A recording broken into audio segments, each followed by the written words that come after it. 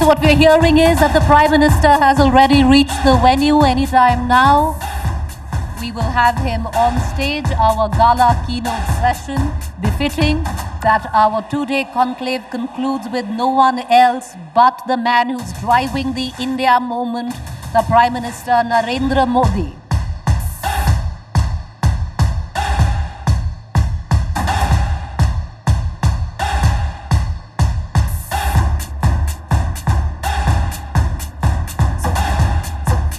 There you have it, ladies and gentlemen, the man who's driving the India moment, creating new India, scripting it literally. Do raise a warm applause.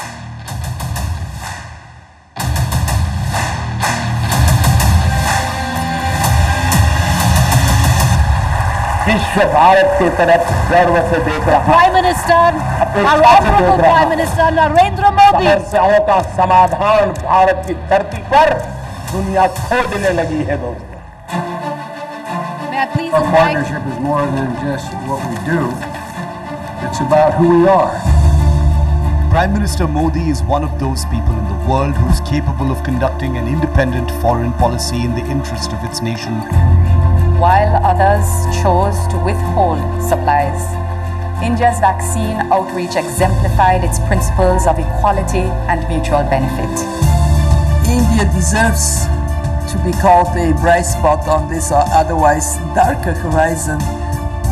India has a very strong leadership and knowledge and skills, innovation in IT technology and fintech. Prime Minister Sri Narendra Modi, we owe you a debt of gratitude. When the world locked its borders and globalization failed, you showed the world that globalization can still succeed and there is still love when the hardest of times hit us. Prime Minister Modi has reached, I think, is the most loved one of all around the world. We are the first country to have a green strategic partnership with the great India. India will have probably the greatest growth rate, the fastest growth rate economically. Progress of India in these last years has been remarkable and extraordinary, and I think the position of India now is potentially more powerful than it's ever been. I think there's excitement about India taking the baton. Prime Minister Modi made an excellent speech at the close of the summit. You are an inspiration for the rest of the world.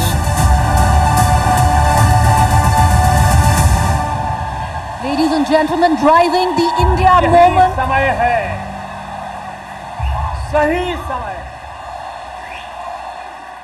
Driving the India moment, our political rock star Narendra Modi.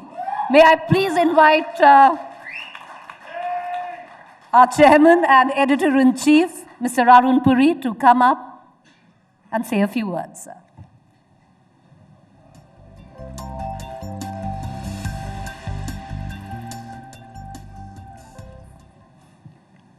Good evening, Honorable Prime Minister.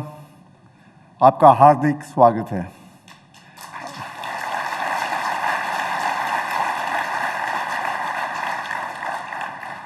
आप 7वीं बार conclave में आए हैं, इसके लिए मैं आपका बहुत आभारी हूं।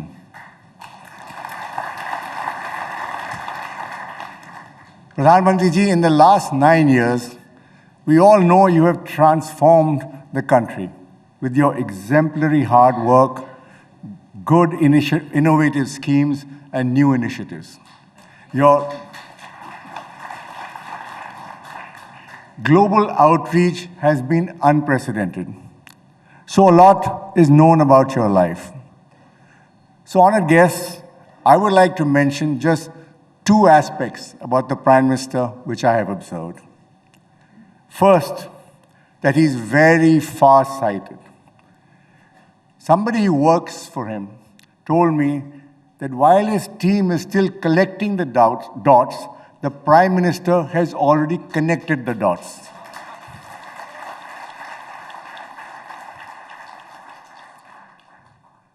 And they only figure it out much later when the whole picture emerges. Let me give you two examples of this. Soon as he took over in 2014, the Prime Minister started talking about implementing JAM, Trinity, Jan Dhan, Aadhaar, and mobile. It meant, apart from opening Jan Dhan bank accounts for millions, linking these accounts to Aadhaar and mobile meant going digital. All this trinity came into play when the various welfare schemes, mainly for the poor, were launched over the years. This solved the massive leakage problem of government welfare expenditure in one stroke. Earlier, Rajiv Gandhi, the Prime Minister, had said beneficiaries got only 15 paisa out of every 1 rupee of government expenditure. Now the money goes directly to the beneficiaries. So it started all in the beginning. The second example I would like to bring to you is the development of the Northeast states. The Prime Minister focused on this at the start of his first term, bringing connectivity and development to a neglected part of India. He believed that developing the smallest, furthest, and neglected states of India would set a very good example. In 9 years, his visits to the Northeast were more than all the Prime Ministers of India had done since independence. Also, one minister of his had to visit the Northeast every month. The result is that he has developed the Northeast like never before, and the people have paid him back electorally. Earlier, it used to be regional parties versus Congress. Now it is BJP versus regional parties. In 2014, 8 of the Northeast states were ruled by the BJP. Now, alone or in coalition, they rule 6 states in the region. The other major aspect of the Prime Minister, which I find fascinating, is the much varied experiences he has had. These go beyond his official life. He's traveled all over India extensively on his own before he was Chief Minister or Prime Minister. He spent at least one night or more in every district of India, however remote they would have been. He spent talking and listening to them and seeing what their needs were. This is what you would call zameen se juda hua aadmi. I believe this is why he understands the needs and knows the pulse of this country so well. Sir, आप बुरा न मानो तो मैं एक बात कहना चाहता हूँ. मीडिया आपके सरकार से बड़ी परेशान है. हाँ, आपकी सरकार से कोई जानकारी लीक नहीं होती, जैसे पहले सरकारों से होती थी. किसी को पता नहीं होता कि कौन आपका प्रेसिडेंशियल कैंडिडेट बनेगा. रीशफल का तो भूल ही जाओ. और राज्य में कौन बनेगा मुख्यमंत्री जब मौका आता है, कोई खबर नहीं.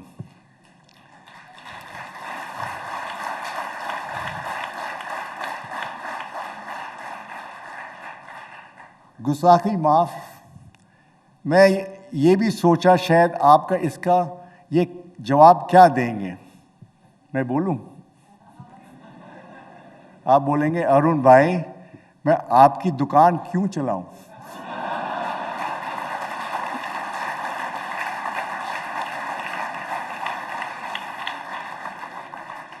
But jokes apart, but I do believe government and media should not be cozy.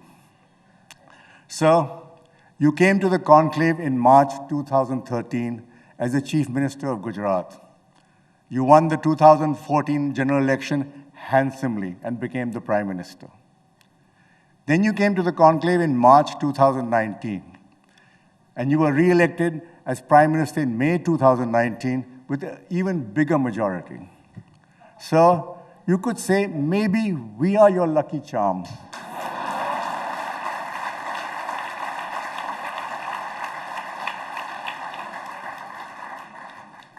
The next general election is due in May 2024.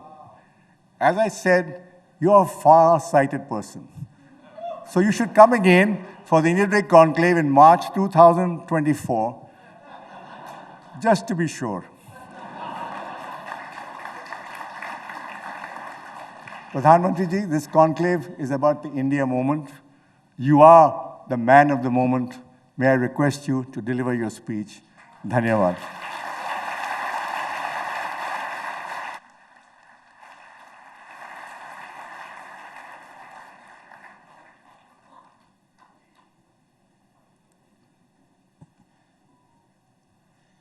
आज आपकी दुकान मैं ही चला लेता हूँ।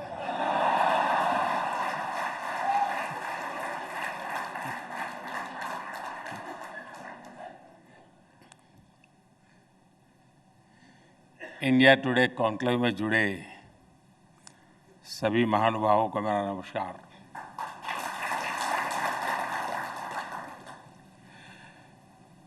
देश विदेश से जो दर्शक, पाठक डिजिटल माध्यम से हमारे साथ जुड़े हैं, उनका भी अभिनंदन। मुझे देखकर अच्छा लगा कि इस कॉन्क्लेव की थीम है द इंडिया मोमेंट। आज दुनिया के बड़े बड़े इकोनॉमिस्ट, एनालिस्ट, थिंकर्स सभी कहते हैं कि ये, और एक स्वर में कहते हैं, इट इज इंडियाज मोमेंट। लेकिन जब इंडिया टुडे ग्रुप ये ऑप्टिमिज्म दिखाता है तो ये एक्स्ट्रा स्पेशल है।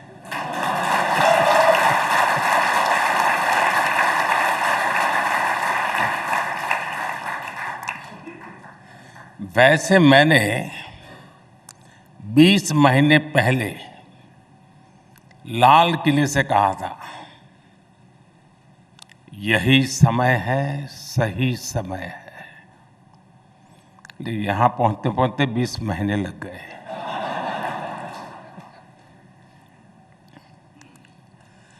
तब भी भावना यही थी, दिस इज इंडियाज मोमेंट। साथियों,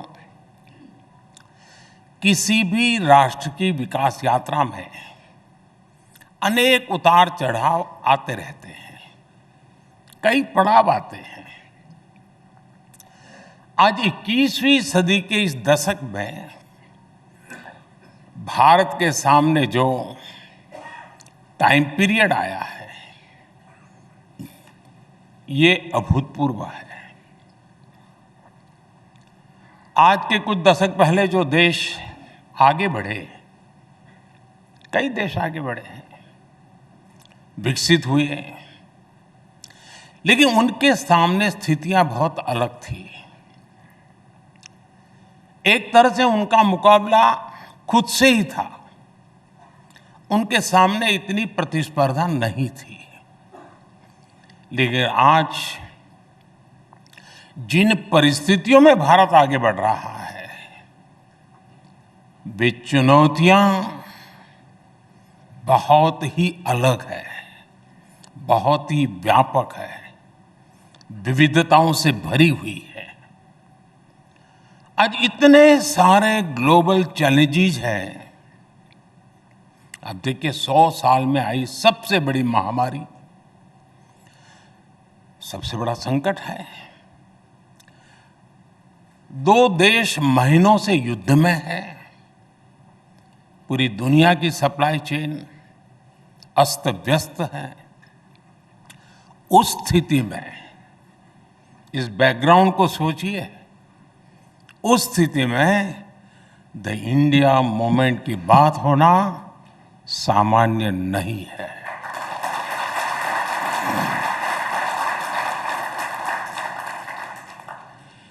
ये एक नया इतिहास बन रहा है जिसके हम सभी साक्षी हैं। आज पूरी दुनिया भारत को लेकर एक विश्वास से भरी हुई है। आज भारत दुनिया में सबसे तेज गति से बढ़ने वाली अर्थव्यवस्था है। आज भारत दुनिया में नंबर 1 स्मार्टफोन डेटा कंज्यूमर है। आज Bharat global fintech adoption rate में नंबर 1 है। आज भारत दुनिया का दूसरा सबसे बड़ा मोबाइल मैन्युफैक्चरर है। आज भारत में दुनिया का तीसरा सबसे बड़ा स्टार्टअप इकोसिस्टम है।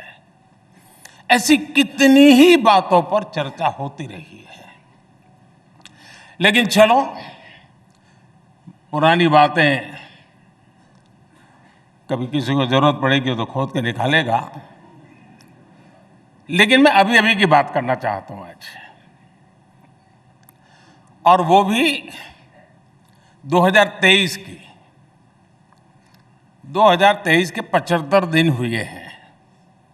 मैं उन 75 डेज की ही बात आज करना चाहता हूं।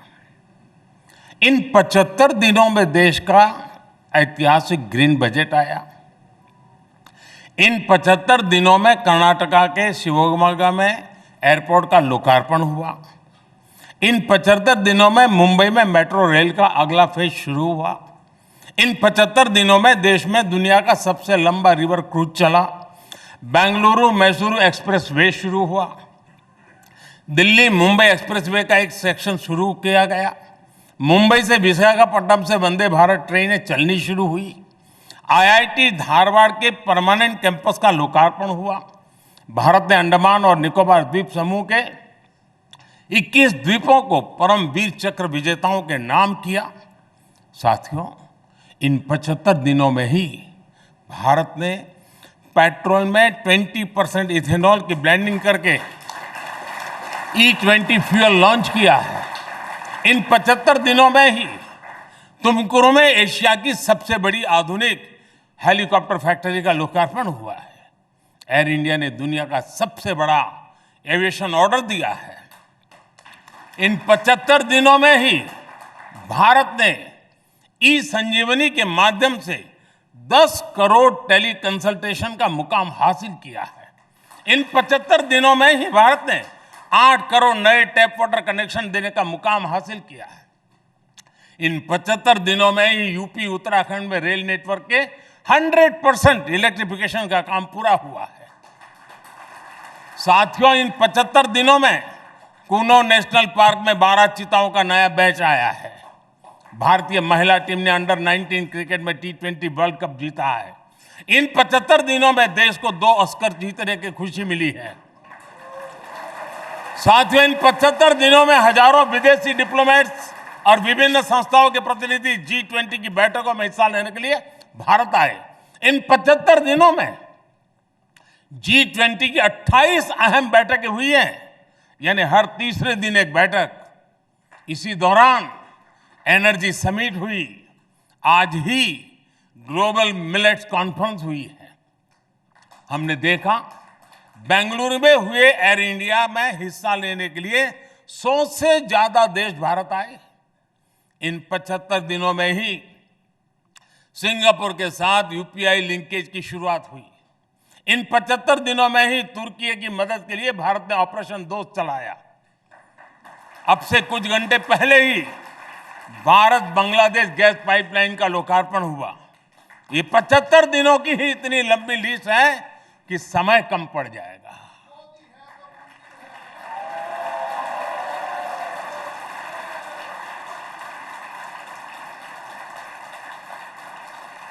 और मैं 75 दिन की कुछ बातें इसलिए दिखा रहा हूं कि यही इंडिया मूवमेंट का ही तो रिफ्लेक्शन है। साथियों, आज देश एक और रोड, रेलवे, पोर्ट, एयरपोर्ट जैसे फिजिकल इंफ्रास्ट्रक्चर बना रहा है। दूसरी ओर भारतीय संस्कृति और सॉफ्ट पावर के लिए भी दुनिया में अभूतपूर्व आकर्षण है।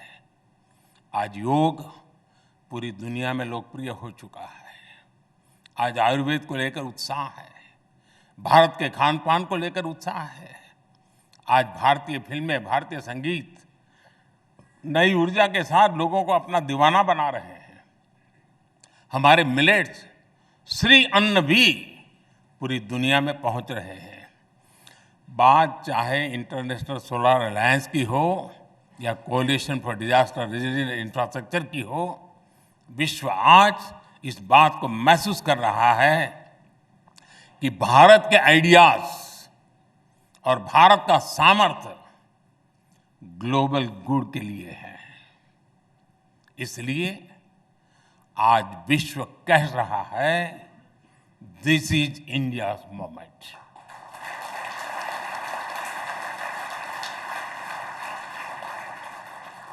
और आप सबने हाल फिलहाल एक और बात भी नोट की होगी, इन सब का मल्टीप्लायर इफेक्ट होता है। एक छोटी सी बात की तरफ मैं आपका ध्यान आकर्षित करता हूं। आजकल अधिकतर देश,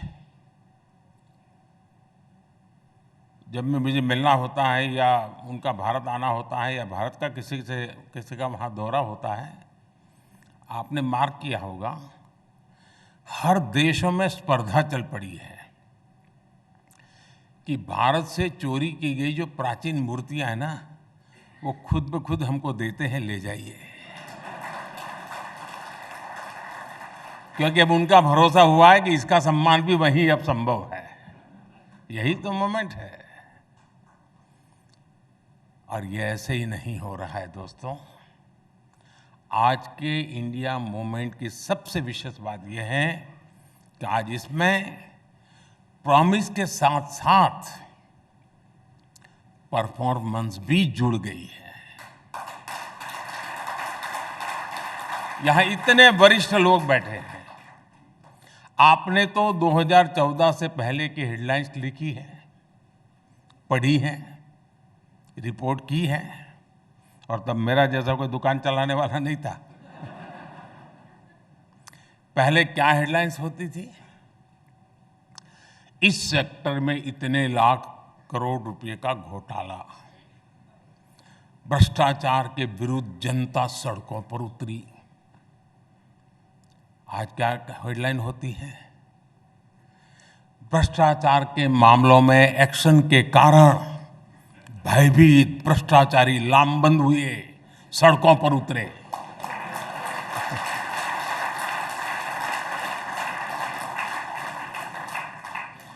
आप लोगों ने तो घोटालों की खबरें दिखा दिखाकर इतनी टीआरपी बटोरी है। अब आपके पास अपॉर्चुनिटी है, भ्रष्टाचारियों पर कार्रवाई दिखा करके टीआरपी बढ़ाइए। किसी के प्रेशर में ना आए, बैलेंसिंग के चक्कर में ये मौका न गंवाएं। साथियों, पहले शहरों में बम ब्लास्ट की हेडलाइंस होती थी, नक्सली वारदातों की हेडलाइन होती थी। आज शांति और समृद्धि की खबरें ज्यादा आती है। पहले पर्यावरण के नाम पर बड़े बड़े इंफ्रास्ट्रक्चर प्रोजेक्ट रोके जाने की खबरें आती थी। आज पर्यावरण से जुड़ी पॉजिटिव न्यूज के साथ ही नए हाईवे, एक्सप्रेसवे बनने की खबरें आती हैं। पहले ट्रेनों की दुखद दुर्घटनाओं की खबरें आम बात होती थी। आज आधुनिक ट्रेनों की शुरुआत हेडलाइन बनती है। पहले एयर इंडिया के घोटालों की बेहाली की चर्चा होती थी। आज दुनिया की सबसे बड़ी एयरक्राफ्ट डील की खबरें दुनिया में हेडलाइन बनती है। प्रॉमिस और परफॉर्मेंस का यही बदलाव इंडिया मूवमेंट लेकर आया है। वैसे बात साथियों, जब देश आत्मविश्वास से भरा हो, संकल्प से भरा हो, विदेश भी, दुनिया के विद्वान भी भारत को लेकर आशावान हो, इन सब के बीच निराशा की बातें, हताशा की बातें, भारत को नीचा दिखाने की बातें, भारत का मनोबल तोड़ने की बातें भी होती रहती है। अब हम जानते हैं कि किसे कहीं पर भी शुभ होता है ना, तो काला टीका लगाने की परंपरा रहती है। तो आज इतना शुभ हो रहा है, इतना शुभ हो रहा है कि कुछ लोगों ने काला टीका लगाने का जिम्मा लिया है। और ये इसलिए कि नजर न लग जाए। साथियों, गुलामी के लंबे कालखंड के चलते हमने गरीबी का एक लंबा दौर देखा। ये दौर जितना भी लंबा रहा हो, एक बात हमेशा शाश्वत रही, भारत का गरीब जल्द से जल्द गरीबी से बाहर निकलना चाहता था। आज भी वो दिन भर कड़ी मेहनत करता है। वो ये चाहता है कि उसका जीवन बदले, उसके आने वाली पीढ़ियों का जीवन बदले। वो सिर्फ दो टाइम की रोटी तक सीमित नहीं रहना चाहता। बीते दशकों में जो भी सरकारें रही हैं, उन्होंने अपने अपने सामर्थ्य और सूझबूझ से कोशिशें भी की है। उन्हीं प्रयासों के हिसाब से उन सरकारों को परिणाम भी मिले हैं। हम नए नतीजे चाहते थे, इसलिए हमने अपनी स्पीड भी बढ़ाई और स्केल भी बढ़ाया। अब जैसे शौचालय तो पहले भी बनते थे, लेकिन हमने रिकॉर्ड तेजी से 11 करोड़ से अधिक टॉयलेट का निर्माण किया। बैंक तो देश में पहले भी थे और गरीबों के नाम पर बैंकों का राष्ट्रीयकरण भी किया गया था। लेकिन हमने, और अभी अरुण जी विस्तार से बता रहे थे, हमने तेजी से 48 करोड़ लोगों को बैंकिंग सिस्टम से जोड़ा। गरीबों के लिए घर की योजना भी पहले थी। उन योजनाओं की स्थिति क्या थी, ये आप लोग भली भांति जानते हैं। हमारी सरकार ने इसे भी पूरी तरह बदला। अब घर का पैसा सीधे उस गरीब के बैंक अकाउंट में भेजा जाता है। अब घर बनाने की पूरी प्रक्रिया की लगातार मॉनिटरिंग होती है और ओनर ड्रिवन स्कीम लेकर के हम चल रहे हैं। और जब ओनर ड्रिवन होता है तो गफले नहीं होते, वो अच्छा घर बनाना चाहता है। हमने पिछले 9 साल में 3 करोड़ से अधिक घर बनाकर गरीबों को दिए हैं। यानी दुनिया के कई देश हैं, पूरा देश नया बना रहे हैं हम। हमारे यहां अक्सर महिलाओं के नाम प्रॉपर्टी नहीं होती है। दुकान खरीदी जाती है पुरुष के नाम, गाड़ी खरीदी जाती है पुरुष के नाम, जमीन खरीदी जाती है पुरुष के नाम। लेकिन हमारी सरकार ने जो घर गरीबों को बनाकर दिए हैं, उसमें से करीब करीब 2.5 करोड़ घर जॉइंट नेम से हैं। उनमें महिलाओं का भी मालिकाना हक है। अब आप सोचिए, गरीब महिला खुद को एम्पावर फील करेगी तो फिर इंडिया मूवमेंट आएगा कि नहीं आएगा? देश में ऐसे कितने ही बदलाव हुए हैं जो इंडिया मूवमेंट को लाए हैं। इनमें से कुछ बदलावों की चर्चा तो मीडिया भी नहीं करता, क्या आप जानते हैं कि पूरे विश्व की एक बहुत बड़ी चुनौती प्रॉपर्टी राइट्स की भी है। वर्ल्ड बैंक की रिपोर्ट कहती है कि दुनिया में सिर्फ 30% आबादी के पास ही उनकी प्रॉपर्टी का लीगली रजिस्टर्ड टाइटल है, यानी दुनिया की 70% आबादी के पास उनकी प्रॉपर्टी का कानूनी दस्तावेज नहीं है। प्रॉपर्टी का अधिकार ना होना वैश्विक विकास के सामने बहुत बड़ा अवरोध माना जाता है। दुनिया के अनेक विकसित देश भी इस चुनौती से जूझ रहे हैं, लेकिन आज का भारत इसमें भी लीड ले रहा है। पिछले 2-2.5 साल से भारत में पीएम स्वामित्व योजना चल रही है। टेक्नोलॉजी का भरपूर उपयोग हो रहा है। भारत के गांवों में ड्रोन टेक्नोलॉजी की मदद से जमीन की मैपिंग की जा रही है। अब तक भारत के 2,34,000 गांवों में ड्रोन सर्वे पूरा किया जा चुका है। 1,22,00,000 प्रॉपर्टी कार्ड दिए भी जा चुके हैं। इस पूरी प्रक्रिया का एक और लाभ हुआ है, गांव के लोगों का ये डर भी कम हुआ है कि अगर वो गांव से बाहर गए तो उनके घर या जमीन पर कब्जा हो जाएगा। ऐसे कितने ही साइलेंट रिवॉल्यूशन आज भारत में हो रहे हैं और यही इंडिया मूवमेंट का आधार बन रहा है। एक और उदाहरण किसानों को मिलने वाली मदद का भी है। पहले चुनाव को देखते हुए किसानों को कर्ज माफी की घोषणाएं होती थी, लेकिन करोड़ों किसानों के पास बैंक खाते ही नहीं थे। वे तो और स्रोतों से कर्ज लिया करते थे, उन्हें तो कर्ज माफी का कोई लाभ ही नहीं मिलता था। हमने इस परिस्थिति को भी बदला। पीएम किसान सम्मान निधि से अभी तक लगभग 2.5 लाख करोड़ रुपए सीधे किसानों के बैंक खाते में भेजा गया है।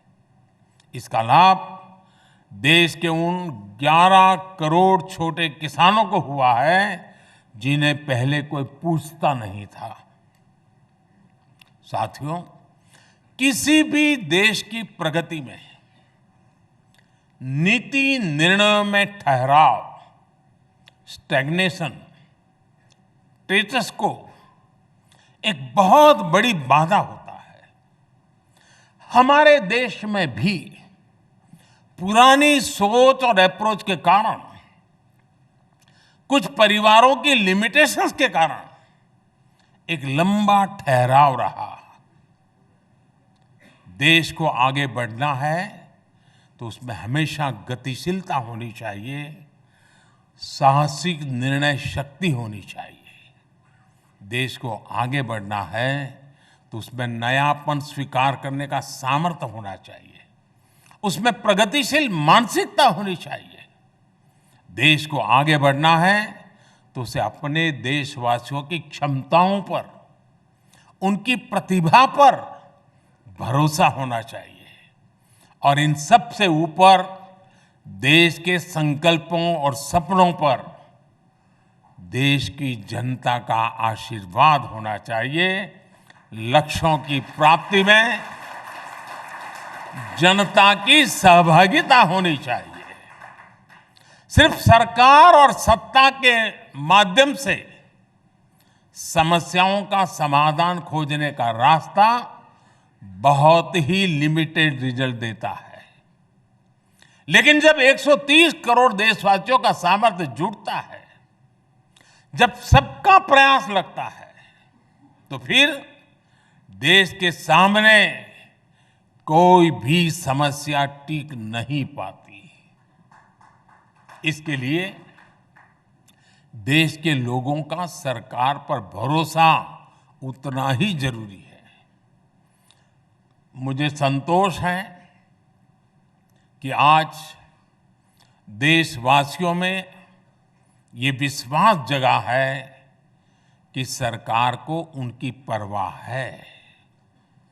इसकी और एक वजह भी मैं आपको बताना चाहूंगा, और वो है गवर्नेंस में ह्यूमन टच, सुशासन में संवेदनशीलता। हमने गवर्नेंस को ह्यूमन टच दिया है, तब जाकर के इतना बड़ा प्रभाव दिख रहा है। अब जैसे वाइब्रेंट विलेज योजना,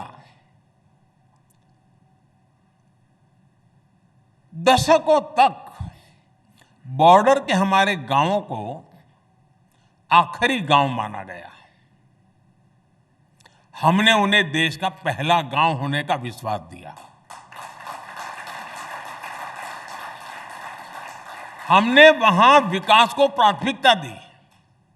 आज सरकार के अधिकारी, मंत्री इन गांवों में जा रहे हैं, वहां के लोगों से मिल रहे हैं, वहां लंबा वक्त गुजार रहे हैं। नॉर्थ ईस्ट के लोगों को भी पहले दिल की और दिल्ली की दूरी बहुत अखरती थी।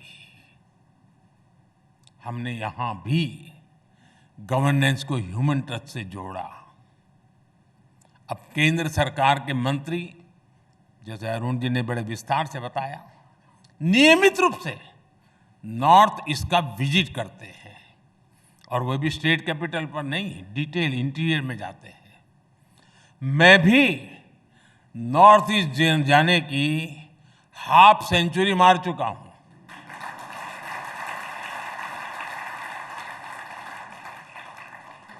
साथियों, इस संवेदनशीलता ने ना सिर्फ नॉर्थ ईस्ट की दूरी कम की है, बल्कि वहां शांति की स्थापना में भी बहुत मदद की है। आपको यूक्रेन क्राइसिस के दौरान सरकार की कार्य संस्कृति को भी याद करना चाहिए। देश के हजारों परिवार चिंता में थे।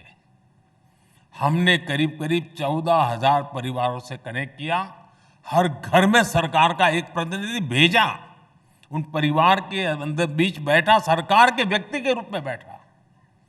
हमने उन्हें मुश्किल घड़ी में विश्वास दिया कि सरकार उनके साथ है। आपको मालूम होगा, कभी कभार ऐसी चीजों को हम इतना उछाल दिया जाता है कि जहां काम करना है उसमें भी रोड़े अटक जाते हैं।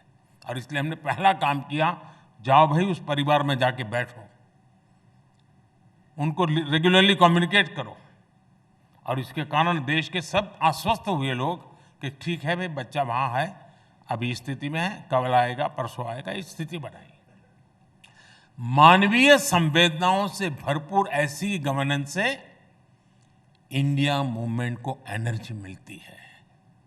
आप कल्पना कर सकते हैं, अगर गवर्नेंस में ये ह्यूमन टच न होता तो हम कोरोना के खिलाफ इतनी बड़ी लड़ाई भी नहीं जीत सकते थे। साथियों, आज भारत जो कुछ हासिल कर रहा है, उसके पीछे हमारी डेमोक्रेसी की ताकत है, हमारे इंस्टीट्यूशंस की शक्ति है। दुनिया आज देख रही है कि आज भारत में लोकतांत्रिक तरीके से चुनी गई सरकार निर्णायक फैसले ले रही है, और भारत ने दुनिया को दिखाया है डेमोक्रेसी कैन डिलीवर। बीते वर्षों में भारत ने अनेकों नए इंस्टीट्यूशंस का निर्माण किया है। इंटरनेशनल सोलर अलायंस भारत के नेतृत्व में बना। Coalition for Disaster Resilient infrastructure CDRI का गठन भारत के नेतृत्व में हुआ। नीति आयोग आज भविष्य के रोड मैप को तय करने में बड़ी भूमिका निभा रहा है। National company law tribunal NCLT देश में कॉरपोरेट गवर्नेंस को मजबूत करने में अहम भूमिका निभा रहा है। GST काउंसिल की वजह से देश में आधुनिक टैक्स व्यवस्था बनी है।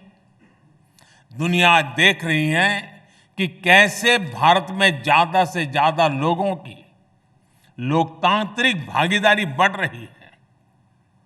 देश में कोरोना के बीच भी अनेकों चुनाव हुए, सफलतापूर्वक हुए, ये हमारे इंस्टीट्यूशंस की ताकत है। वैश्विक संकट के बीच आज भारत का अर्थतंत्र मजबूत है, बैंकिंग सिस्टम मजबूत है, ये हमारे इंस्टीट्यूशंस की ताकत है।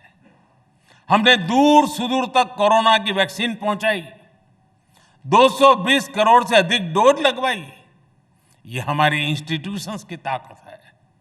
मुझे लगता है हमारी डेमोक्रेसी और हमारे डेमोक्रेटिक इंस्टीट्यूशंस पर इसी वजह से ये सफलता ही कुछ लोगों को चूपती है और इसलिए हमले भी हो रहे हैं। लेकिन मुझे विश्वास है इन हमलों के बीच भी भारत अपने लक्ष्यों की तरफ तेजी से आगे बढ़ेगा, अपने लक्ष्यों को प्राप्त करेगा। साथियों, भारत की भूमिका जब ग्लोबल हो रही है तो भारत के मीडिया को भी अपनी भूमिका ग्लोबल बनानी है।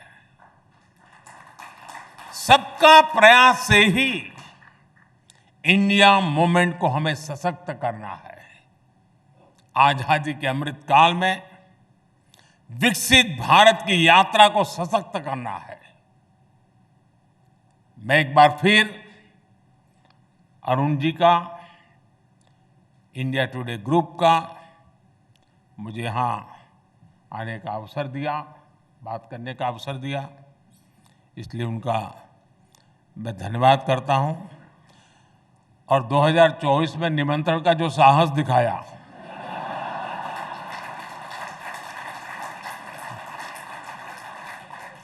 इसलिए विशेष धन्यवाद। Thank you.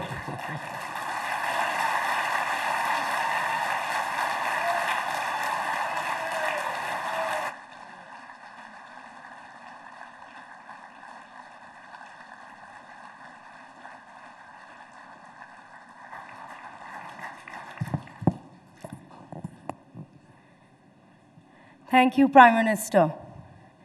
You have been very generous with your time with us, especially since you have been very busy in the last 75 days.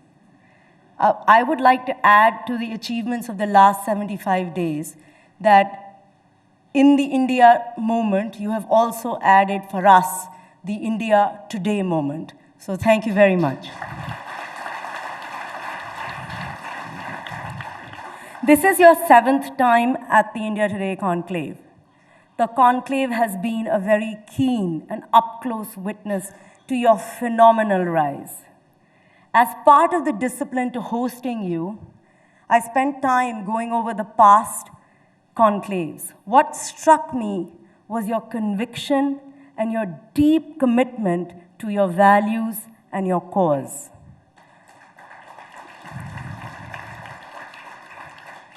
Politics is characterized by convenient principles, but you have stuck to your doctrine unapologetically.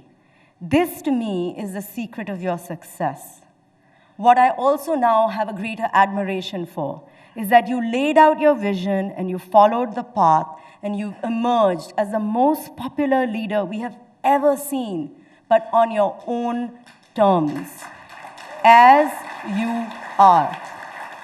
In fact, the system, the narrative, the surround has changed to adopt your way of thinking. You have won the hard way. You said at one of our conclaves, and it stuck with me, "Kuch banne ka nahi, kuch karne ka socho." Since you're a great believer of technology, Prime Minister, I thought you would enjoy meeting our newest anchor, Sana. She is our first AI anchor, and I'd very much like you to meet her. Sana, come say hello. माननीय प्रधानमंत्री जी, हम आभारी हैं कि आप हमारे बीच आए। मेरी ऑन द जॉब लर्निंग अब शुरू हो गई है और 2024 तक मैं देश की सबसे अच्छी जर्नलिस्ट होने की कोशिश करूंगी। उम्मीद करती हूं कि तब आपसे एक एक्सक्लूसिव इंटरव्यू करने का मौका मिलेगा। बहुत बहुत धन्यवाद।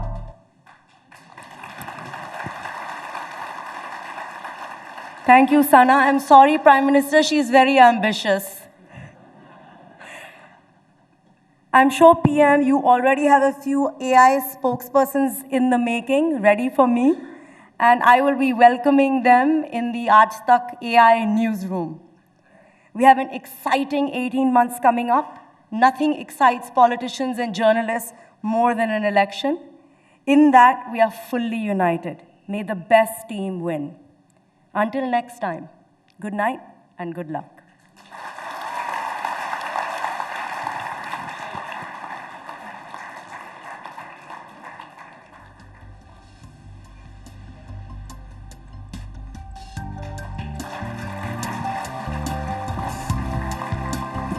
Please put your hands together for the Honorable Prime Minister, Mr. Narendra Modi.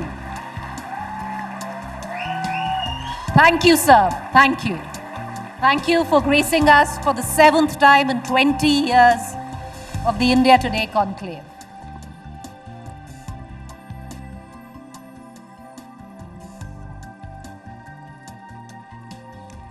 Ladies and gentlemen, would you please stay put for the next 10 minutes? Please settle down because for security reasons, we'll just have to be here.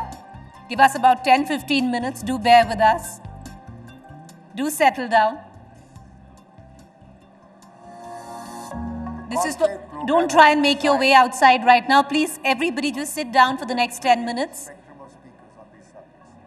Pulitzer Prize winner, generals, academics, doctors.